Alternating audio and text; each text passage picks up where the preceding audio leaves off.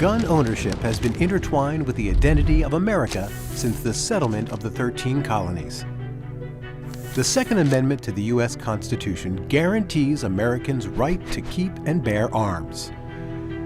But this simple phrase has led to decades of debate around gun control legislation and limitations on gun ownership, arguments that have gone all the way up to the Supreme Court. But to understand why the Second Amendment has provoked so much debate, we have to go back to the earliest days of the United States. At the time the Founding Fathers began drafting the Constitution, there were two major political groups, the Federalists and the Anti-Federalists. Federalists believed in a strong central government. The Anti-Federalists, fearing monarchy and tyranny, favored strong state governments. This debate also spread to the young country's military. Federalists believed a strong standing army was necessary to defend against foreign attacks and large-scale domestic unrest. Anti-Federalists believed those attacks could be prevented by states' militias, who could be called upon in a time of national crisis. They were weary of large military forces, having experienced the oppression of the British Army both before and during the Revolution. This was a time when gun ownership and self-armament were already well established in the soon-to-be United States. Half of American colonists owned guns by 1775. More Americans had guns in their homes than had chairs or books. They had experienced British attempts to control through disarmament. But guns weren't just about protecting citizens from tyranny.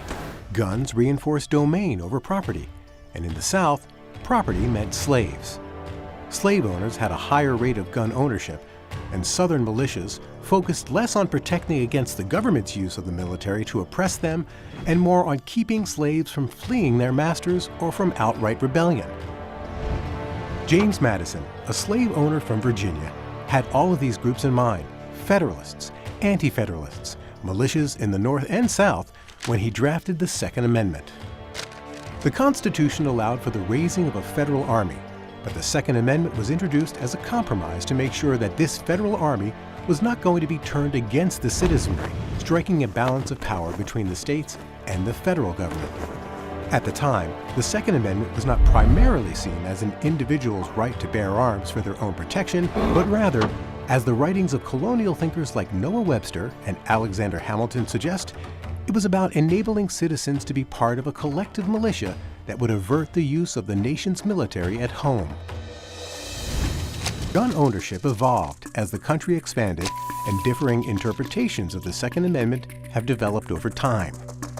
The Supreme Court has heard many cases involving the Second Amendment, but never established gun ownership as a personal right outside of the context of some sort of military service.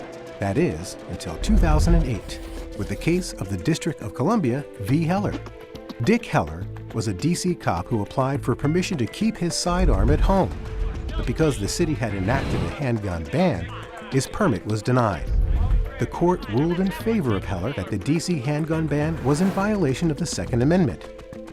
In his majority opinion, Justice Antonin Scalia wrote that the Second Amendment guaranteed an individual right to possess and carry weapons in case of confrontation. The court did acknowledge some limits, such as firearm possession by felons or in places such as schools or government buildings. This was considered a departure from legal precedent, which had largely derived people's right to bear arms in the context of a militia. The Heller decision was a huge moment in the gun rights debate, as gun violence continues to plague the nation. Some believe that an armed citizenry is safer. Others believe more guns directly lead to more violence. However you see the issue, most can agree that debate surrounding the Second Amendment will continue to rage on.